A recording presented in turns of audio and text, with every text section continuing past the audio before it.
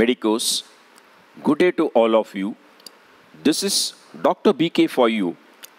And today, with the continuation of the infratemporal fossa, I will be discussing about the mandibular nerve, and followed by that I will be discussing about the otic ganglion. Now, our learning objectives for today will be with respect to mandibular nerve.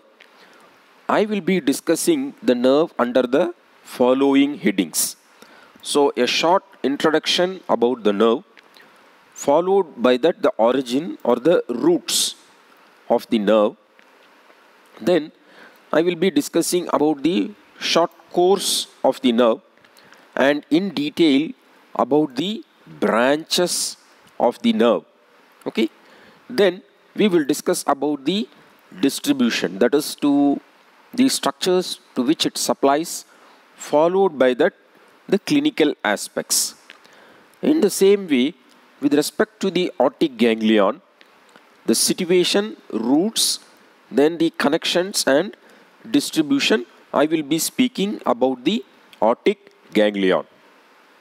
Now, first of all, the mandibular nerve is actually the division of fifth cranial nerve, that is the trigeminal nerve. Okay, so the trigeminal nerve or the fifth cranial nerve actually has got three divisions. One is actually the ophthalmic, the second division is the maxillary, and the third one is the mandibular division. Now, these three divisions, they arise from a ganglion which is actually called as the trigeminal ganglion. Okay, this trigeminal ganglion is actually a sensory ganglion, and it is mainly made up of pseudo-unipolar neurons. Okay, so like your dorsal root ganglion of the spinal cord.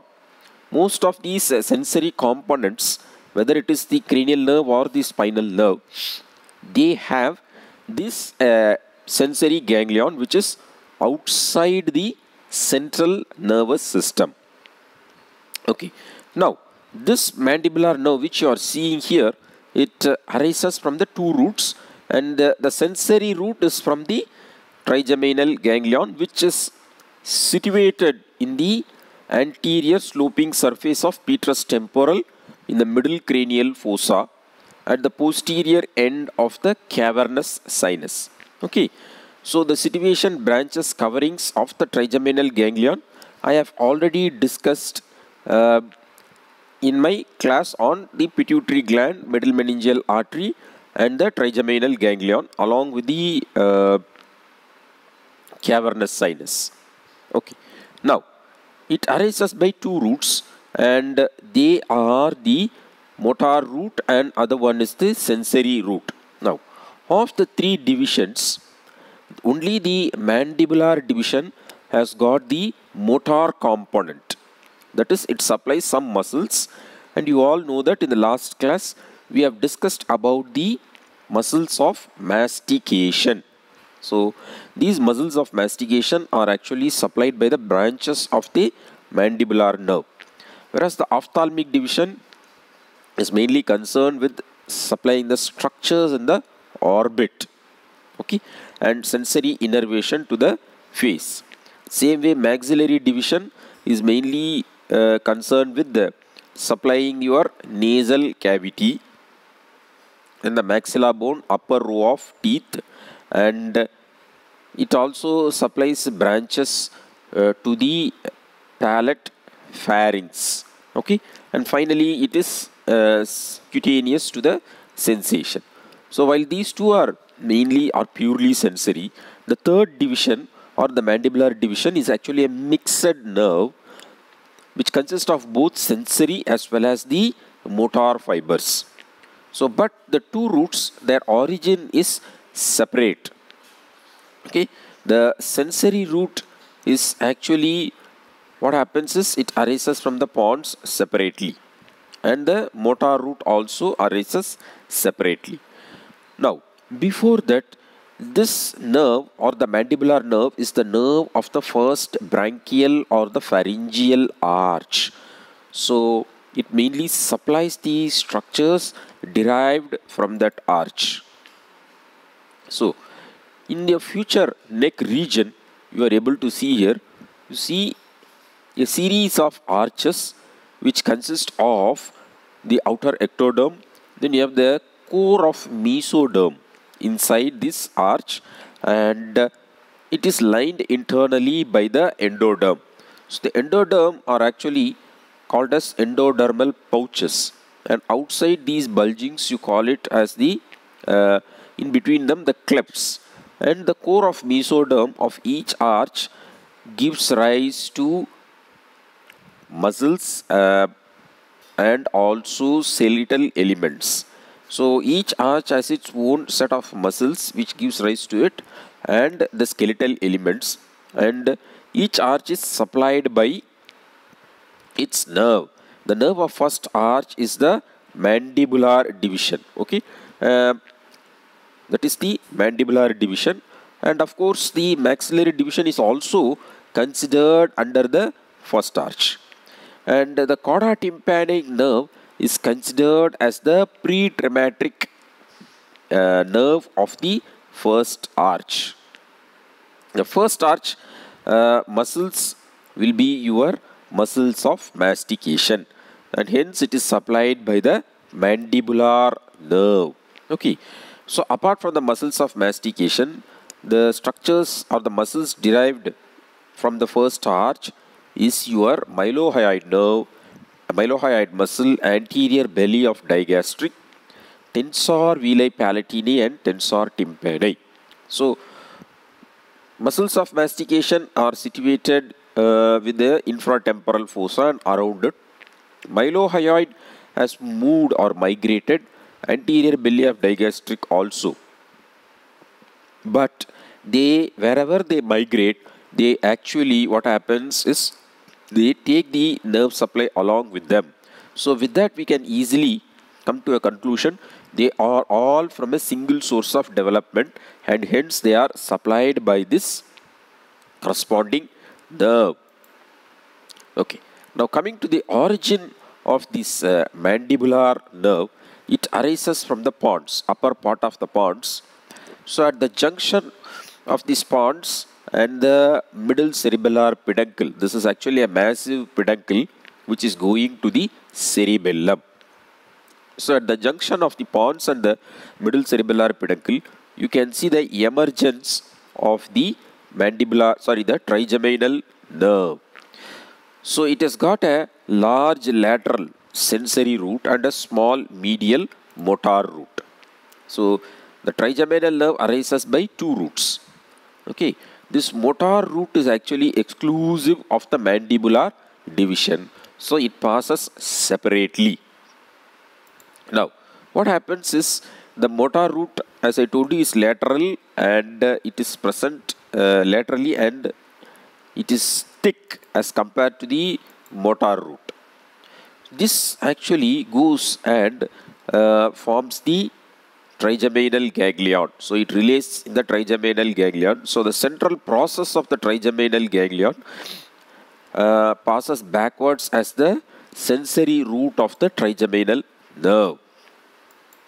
Okay, the motor root, which is a small medial root, also passes along with the sensory root but does not relay in the trigeminal ganglion. It passes underneath the trigeminal ganglion.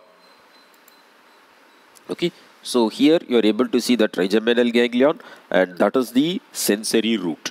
Below the sensory root, you are able to see the motor root coming separately. It passes beneath the ganglion without relay in the ganglion. So both the roots will actually emerge out of the skull through the foramen ovale. Okay, so will emerge out of the skull, foramen ovale, and immediately after it emerges from the foramen ovale, they both unite to form the trunk of the mandibular nerve. So what you are able to see in the trunk of the mandibular nerve is immediately after its emergence from the foramen ovale. So the trunk of the mandibular nerve is a very short trunk, and it is present deep to the lateral pterygoid muscle. So it is present medial to the lateral pterygoid muscle, but on top of the tensor veli palatini muscle, and it is also present anterior to the middle meningeal artery. So you are able to see this small trunk is actually the middle meningeal artery. So it is situated in front of middle meningeal artery and medial to the lateral pterygoid muscle, but actually on top or lateral to the tensor veli palatini muscle. Now, what is present immediately attached to the medial side of the trunk of this muscle is the Otic Ganglion. Okay, so we will talk about the Otic Ganglion laterally in a later part of this class. Now, the trunk immediately divides into anterior division and posterior division. So these are all the branches from the anterior division, and that is from the posterior division. So mainly it divides into two divisions, but branches can be categorized as arising from the trunk. Directly you have some branches arising from the trunk, then certain branches from the anterior division and branches from the posterior division. Okay, so branches from the trunk, branches from anterior division, and branches from the posterior division. So now we will try to actually discuss about these branches one by one. Now, branches from the trunk, mainly there are two branches. One is the nervous spinosum. Okay, so one branch is actually the nervous spinosum, and other one is the nerve to medial Terygoid. Now first, here you are able to see a very small branch. So that branch is actually called as the nervous spinosus. Okay, so the nervous spinosus enters the foramen spinosum along with the middle meningeal artery. This is actually the meningeal branch of the mandibular division of trigeminal nerve, which enters the foramen spinosum and then supplies mainly the dura of the middle cranial fossa, and to some extent it will also supply the part of anterior cranial fossa. Okay, and the vault, dura which is covering the vault. So mainly it supplies the dura mater of the middle cranial fossa. That is the nervous spinosum or the meningeal branch, which actually travels along with the middle meningeal artery and enters the foramen spinosum and supplies the middle cranial fossa dura mater. It is actually a sensory nerve. The next branch which we are going to discuss is about the branch to the medial Terygoid. Okay, so the nerve to medial Terygoid. So this is actually the medial Terygoid, which is extending from the medial surface of the lateral Terygoid plate. Okay, and then it is inserting into the medial surface of the angle of mandible. Okay, so we are actually seeing this medial Terygoid and the mandibular nerve and the branches of the mandibular nerve from the medial aspect, from the inner aspect. Okay, the outer aspect is that side, so you are able to see it from the inner aspect. So the nerve to medial Terygoid mainly supplies from the inner aspect, and it is a direct branch from the trunk of the mandibular nerve. So directly from the trunk, what happens is you are able to see the nerve to medial Terygoid arises and supplies the muscle from the deeper aspect. Now, this nerve to medial Terygoid also gives branches mainly to your tensor veli palati. Okay, so mainly give branches to the tensor veli palati, and one more muscle you are able to see here, that is the tensor tympani muscle. So which is also getting branch. So that is the branch to the tensor tympani, which actually tenses the tympanic membrane by actually attaching to the handle of malleus. So that is the ear ossicle malleus, and that is your tympanic membrane. So to vibrate the tympanic membrane is the tensor tympani, which is also supplied by a branch from the mandibular nerve directly arising from the trunk. This branch is actually given from the nerve to medial pterygoid, rather directly from the trunk. It is given from the nerve to medial pterygoid and passes through the otic ganglion. Okay, so the first branch what we have seen is the nervous spinosum, and the second branch is the nerve to medial pterygoid, and also this nerve to medial pterygoid supplies to the tensor villi palatini and tensor tympani by passing through the otic ganglion. Next, we will pass on to the branches from the anterior division. So, anterior division mainly it gives 4 branches, of which 3 are motor and only 1 sensory branch. So, it is mainly from the anterior division which supplies your muscles of mastication. So, one muscle of mastication which has received its nerve supply from the trunk. The other 3 muscles, it is from the anterior division, that is for the masseter, lateral pterygoid, and then the temporalis muscle. The first muscle is actually what we are going to see is the masseteric nerve. It arises from the upper border of the lateral pterygoid, and then what happens? It passes through the mandibular notch. Then it is related closely to the mandibular notch in front of the temporomandibular joint. Okay, and then supplies from the deeper aspect by giving branches. The masseteric nerve. The masseteric nerve also supplies or gives an articular twig to the temporomandibular joint. So the TM joint is mainly supplied by a branch from the masseteric nerve, which also supplies the muscle from the deeper aspect. This nerve is actually related very intimately to the mandibular notch. The next branch which we are going to discuss is about the deep temporal nerves. The deep temporal nerves, they are actually 2 in number. So they mainly emerge from the upper border of the lateral pterygoid, and you have anterior and posterior deep temporal nerves. They also supply the muscle from the deeper aspect. So it is seen between the muscle and the bone, that is the bone forming the temporal fossa. They also are seen along with the arteries, that is the deep temporal arteries. So they are actually deep temporal nerves because they are not a single nerve, they are 2 nerves. Same way arteries also deep temporal arteries. They mainly supply the temporalis muscle. So you can note very well that whether it is the masseter or whether it is the temporalis or the medial pterygoid, they all are getting its nerve supply from the deeper or inner aspect rather than from the outer aspect.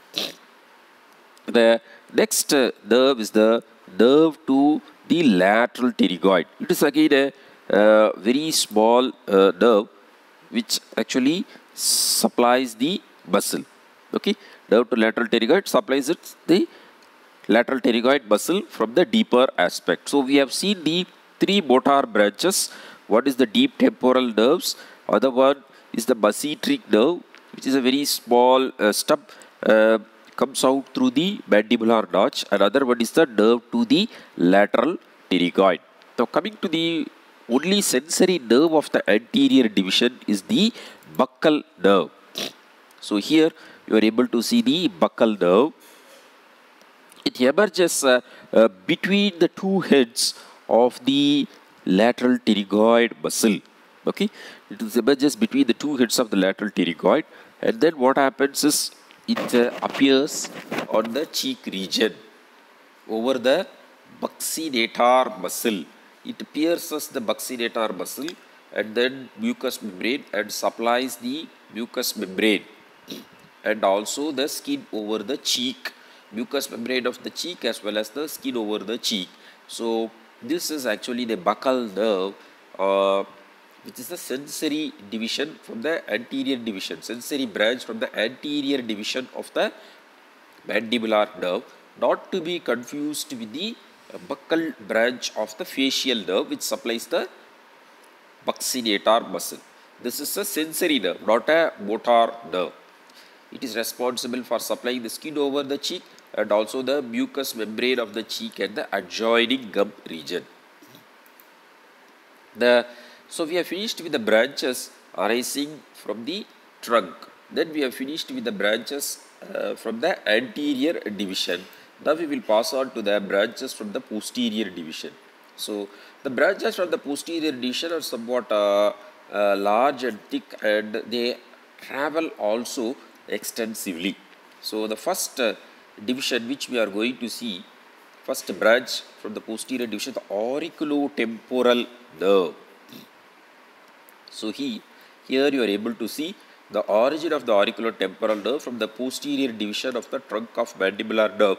It arises by two roots because it encircles the middle meningeal artery.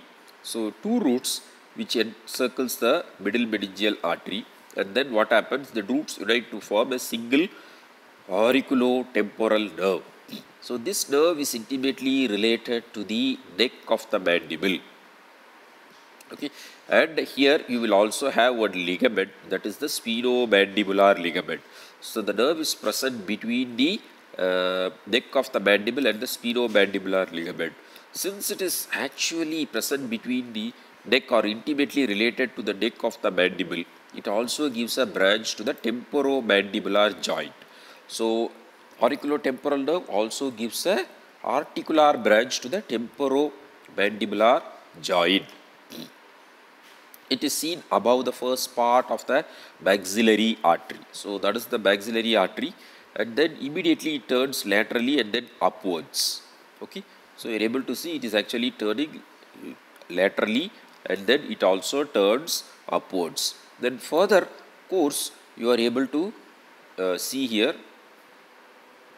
So it turns upwards, and along with the superficial temporal vessels, it is seen posterior root of zygoma. So it is seen along ascending over the posterior root of the zygoma, the zygomatic arch, and mainly it supplies the skin of the scalp and the adjoining region of the tragus, external auditory meatus, outer layer of the tympanic membrane. Okay, so before that it divides into a temporal and a auricular branch. The temporal branch mainly supply the skin over the temple region. Okay, auriculotemporal nerve supplies the skin over the temporal region after dividing into temporal branch, whereas the auricular branch, as I told you, supplies the skin over the tragus. Okay, skin of the auricle, external auditory meatus, and also the outer surface of the tympanic membrane, that is the cuticular layer of the tympanic membrane. The auriculotemporal nerve is seen along here. You have the parotid gland, or the upper surface of the parotid gland. So this nerve also carries postganglionic parasympathetic fibers from the otic ganglion. So apart from the sensory nerve, it also carries secretomotor fibers to the parotid gland. Okay, so it supplies, it has got a sensory component, then it also supplies articular branch, and it has got secretomotor fibers to the parotid gland. The next branch which we are going to discuss today is about the inferior alveolar nerve. Okay, so we are going to discuss about the inferior alveolar nerve, also called as the inferior dental nerve because it supplies the mandibular row of teeth. The lower row of teeth is mainly supplied by the inferior alveolar nerve. It is actually a branch of posterior division of mandibular nerve, and in the posterior division this only contains the motor fibers. Okay, it is a mixed branch. This inferior alveolar nerve is actually a mixed nerve because it is sensory to the lower row of teeth and adjoining gum and to your skin of the chin region. Okay, Apart from that, it is also having a motor component which is going to supply your mylohyoid muscle and anterior belly of digastric. Okay, so now let us discuss about the course of this nerve. From the posterior division, it emerges below the lower border of the lateral pterygoid muscle, and it is accompanied by a artery, that is the inferior alveolar artery. The inferior alveolar artery is again a branch from the first part of the maxillary artery. So that is your inferior alveolar nerve. Okay, so it is actually seen between the ramus of mandible and the sphenomandibular ligament. Inferior alveolar nerve, it is seen between the sphenomandibular ligament, which extends from the spine of sphenoid, to the lingula, which is guarding the mandibular foramen. Then the nerve, what happens is, enters the mandibular foramen or enters the mandibular canal through the mandibular foramen, and it supplies the molar and premolar tooth by forming a plexus which is actually called as the inferior dental plexus, which will supply the molar tooth, premolar tooth, and also the adjoining gum region. Okay, then it will divide into incisive and a mental nerve. Okay, so it divides into an incisive nerve and a mental nerve. So here you are able to see the that is your inferior alveolar nerve, which divides into an incisive nerve and then the mental nerve. The incisive nerve mainly supplies your incisor and lower canine teeth.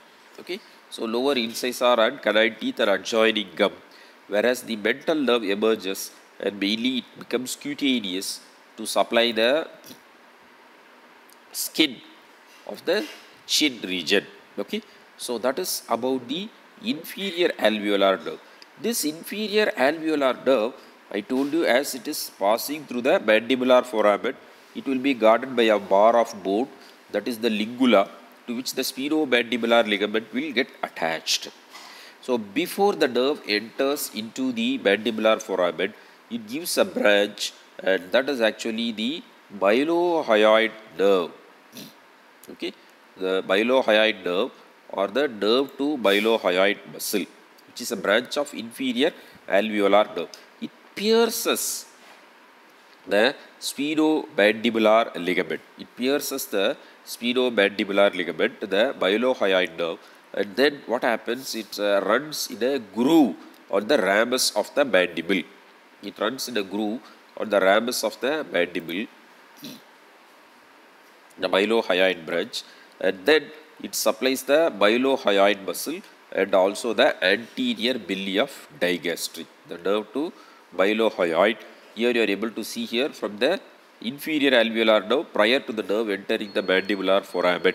It is seen lodged in a groove on the, as I told you, the ramus of mandible, and then it enters the submandibular region to supply the mylohyoid muscle and the anterior belly of the digastric muscle. The next nerve or the last branch of the posterior division of the mandibular nerve is the lingual nerve. So it lies anterior to the inferior alveolar nerve. Okay, and it also emerges from the lower border of the lateral pterygoid muscle. Now it runs downwards and it is in close contact with the third molar tooth. It is in close contact with the third molar tooth, and then it is present between the mylohyoid muscle and the superior constrictor. Okay, so mylohyoid muscle and the superior constrictor. So here it is very much intimately related to the third molar tooth. Here it is only covered by the mucous membrane. Okay, it is only covered by the mucous membrane. Further course of the lingual nerve is actually in the submandibular region. So where it will be present deep to the mylohyoid on top of the hyoglossus muscle. It runs on top of the hyoglossus muscle, and what happens, through two roots it will hold the submandibular ganglion. Okay, so it will hold the submandibular ganglion. Thereby it conveys fibers mainly from the cauda tympani nerve. So the cauda tympani nerve joins the lingual nerve at an acute angle. Okay, the cauda tympani nerve joins the lingual nerve actually at an acute angle, and then this nerve conveys preganglionic fibers to the submandibular ganglion, cauda tympani nerve, and it also conveys cased fibers to the anterior two-thirds of the tongue through the lingual nerve, whereas lingual nerve is conveying general sensations, pain, temperature and touch sensations to the anterior two-thirds or the pre-sulcal part of the tongue. Okay, that is about the lingual nerve. So, as I told you, general sensations through the cauda tympanic nerve, it conveys the secretomotor fibers to the submandibular and sublingual salivary glands. Mainly, it relays in the submandibular ganglion. Okay. So, with this we have actually completed the branches of the mandibular nerve. So, from the trunk, two branches, nerve to medial pterygoid and the nervus spinosum. From the anterior division, four branches, only one sensory buccal nerve. The three are actually motor. They are to the nerve to mesenteric nerve, then nerve to lateral pterygoid and to the temporalis via deep temporal nerves. Posterior division, three branches, auriculotemporal nerve, which you are able to see here, and then the inferior alveolar nerve and the lingual nerve. Inferior alveolar nerve also gives a mylohyoid nerve. Now, this is one of the peripheral parasympathetic ganglion. Okay, so there are four peripheral parasympathetic ganglion in the head region. One is the ciliary ganglion, which we have discussed in the orbit, which supplies the sphincter pupillae and the ciliaris muscle. The next one is the Otic Ganglion, which is going to supply your parotid gland. The third one is the submandibular ganglion, which supplies your submandibular and sublingual salivary gland. And fourth one is the pterygopalatine ganglion, which is the largest of the among these four ganglion, and mainly it supplies your lacrimal gland and mucous glands of the nose, palate and pharynx. So this peripheral parasympathetic ganglion is situated in the infratemporal fossa, medial to the trunk of the mandibular nerve. So it is situated between the trunk of the mandibular nerve and your tensor veli palatini muscle. So here you are able to see that is the tensor veli palatini muscle. The tendon passing around the pterygoid hamulus, and it will get attached to the posterior part of the hard palate as the palatine aponeurosis. So this tenses the palate, so that is why it is called a tensor veli palatini. So this is this ganglion is situated on top of this. You can consider as the tensor veli palatini.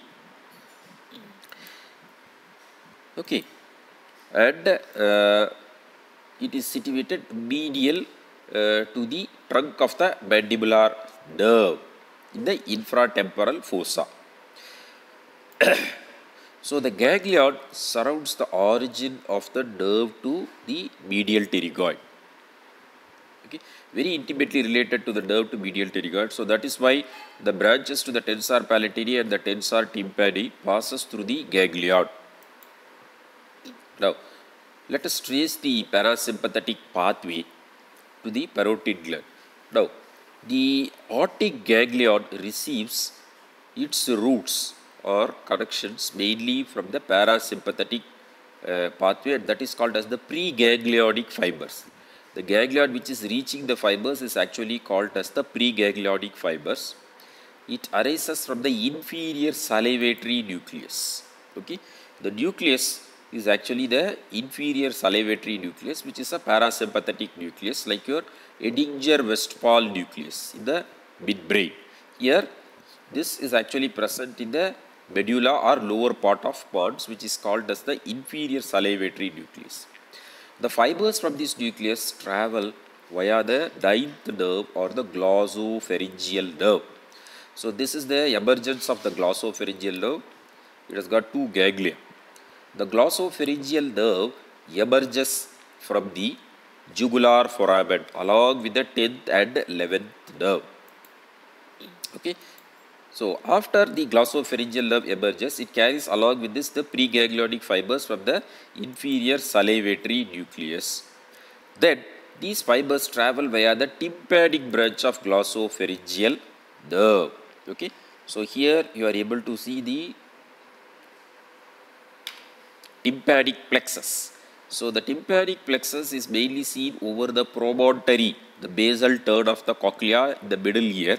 The basal turn of cochlea forms a impression or bulge which is called as promontory, and here you see the ramification of the tympanic plexus. The tympanic plexus consists of the parasympathetic part from the glossopharyngeal nerve, which is seen on the floor. Tympanic branch from the floor, it will enter and form a plexus joining with the also the sympathetic plexus coming from the internal carotid artery, caroticotympanic nerves. It is called as caroticotympanic nerve, which will also enter form a plexus. From the plexus, the lesser petrosal nerve will arise and come out through the roof. Okay, the lesser petrosal nerve will actually emerge from the roof of the middle ear cavity. So here you are able to see, and this is actually the groove for the lesser petrosal, hiatus and groove for the lesser petrosal nerve.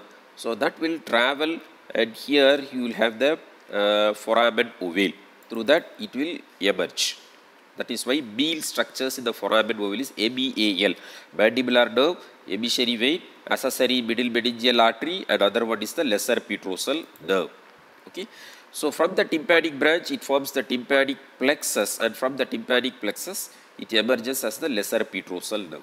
This lesser petrosal nerve will go and relay in the ganglion, that is the otic ganglion, which is situated in the medial aspect of the trunk of mandibular nerve. So only the parasympathetic route relays in the ganglion. Fibers arising from the ganglion are called as postganglionic fibers. From the otic ganglion, they are called as postganglionic fibers and travel via the auriculotemporal nerve. Okay, so via the auriculotemporal nerve carries postganglionic parasympathetic fibers, and they relay into the parotid gland. So that is the parasympathetic pathway of the parotid gland or the otic ganglion. Sympathetic fibers. So the sympathetic fibers which arises from the lateral horn cells of the upper thoracic segments of the spinal cord. From there they travel to the superior ganglion. They don't relay in the superior ganglion, but they relay in the travel through the inferior ganglion, but they don't relay there. They come and relay in the superior cervical ganglion. So superior cervical sympathetic ganglion. Up to this is preganglionic fibers. Postganglionic fibers, sympathetic fibers arising from the superior cervical ganglion, they pass via the external carotid artery. So you are able to see through the external carotid artery they will pass, and then via the maxillary artery. This is superficial temporal, this is maxillary artery. So they will wind around the blood vessels, okay, through the maxillary artery, and then what happens is they don't relay in the ganglia. Okay, while they pass via the maxillary artery, they don't relay in the ganglion. Without relay, they actually come and supply the gland, which is vasomotor to the parotid gland. So otic ganglion has a parasympathetic component which relays, whereas the sympathetic component does not relay in the ganglion, just passes through the ganglion and supplies the parotid gland. So with respect to the branches, you can tell postganglionic fibers via the auriculotemporal nerve, that is parasympathetic. Then it has got postganglionic sympathetic fibers, which is vasomotor nerve. Okay, So through the maxillary artery it will reach. So here you are able to see the maxillary artery. Through that these sympathetic fibers will actually reach the ganglion. They bypass, they don't relay in the ganglion. Then apart from that, nerve filaments to the tensor tympani and the tensor veli palatini. So nerve filaments to the tensor tympani and tensor veli palatini also pass via the Otic Ganglion. So all these three can be considered as the branches. Now the Otic Ganglion also has connections mainly with the Tympanic nerve and also your nerve of Terygoid canal. The nerve of Terygoid canal is a combination of greater petrosal nerve and the deep petrosal nerve that is mainly concerned with the pterygopalatine ganglion. But it serves as an alternative taste pathway from the chorda tympani to the Otic Ganglion to the greater petrosal. It will reach the geniculate ganglion of the facial nerve. So through which it also serves as an alternative taste pathway. So that is one thing of the Otic Ganglion which is worth remembering. Next, so clinical aspects with respect to the mandibular nerve, inferior alveolar nerve block or inferior dental block. So anesthetizing the nerve through the intraoral route, that too before the nerve enters into the mandibular foramen. Okay, so before the nerve entering into the mandibular foramen, the anesthesia is actually injected, so that what happens is your lower row of teeth, your mandible is anesthetized, which is helpful for the tooth extraction. Then while molar tooth extraction, you should be very careful, because here the last molar tooth is very intimately related to the lingual nerve. It is just deep to the mucous membrane. Should be careful not to damage that nerve.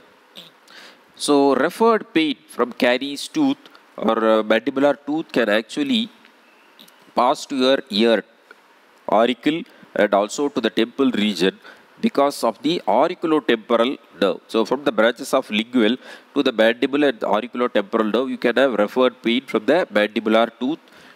Okay, the pain from the mandibular tooth which is referred to the ear or the temple region. Then sometimes in trigeminal neuralgia, intraceable pain you can see along the distribution of the mandibular or any of the branches of trigeminal nerve. Then what happens? Alcohol or anesthetic is injected into the trigeminal ganglion directly. So to summarize the distribution of the mandibular nerve, mainly the motor branches are mainly to the muscles of mastication. Okay, the temporalis, medial pterygoid, lateral pterygoid, and then your masseter muscle. Then it also supplies via the mylohyoid branch to the mylohyoid and anterior belly of digastric. Then it also supplies your tensor tympani and tensor palatini muscles. Okay, this is motor branches. Apart from that, it is articular to the temporomandibular joint. Then parasympathetic fibers. It carries parasympathetic fibers. Auriculotemporal nerve, postganglionic fibers to the parotid gland. Lingual nerve, postganglionic fibers to the submandibular and sublingual salivary glands. So the sensory distribution. Mainly buccal nerve to the skin over the cheek. Auriculotemporal nerve, skin over the temple, tragus and all, and mental nerve, so the skin over the chin region. Okay, then through the nervous spinosum to the dura mater, middle cranial fossa, and the inferior alveolar nerve is to the lower part of the teeth and gum. So these are all the branches, cutaneous innervation of the face. These three: skin of the temple, tragus, auricle, and mucous membrane, and skin of the cheek. Okay, to the mental nerve, and also it is to the tympanic membrane, cuticular layer, through the auricular branch of the auriculotemporal nerve, and through the lingual nerve it is also carrying general sensations to the anterior 2/3 of the tongue. So that is all for today, and thank you very much for your patient listening.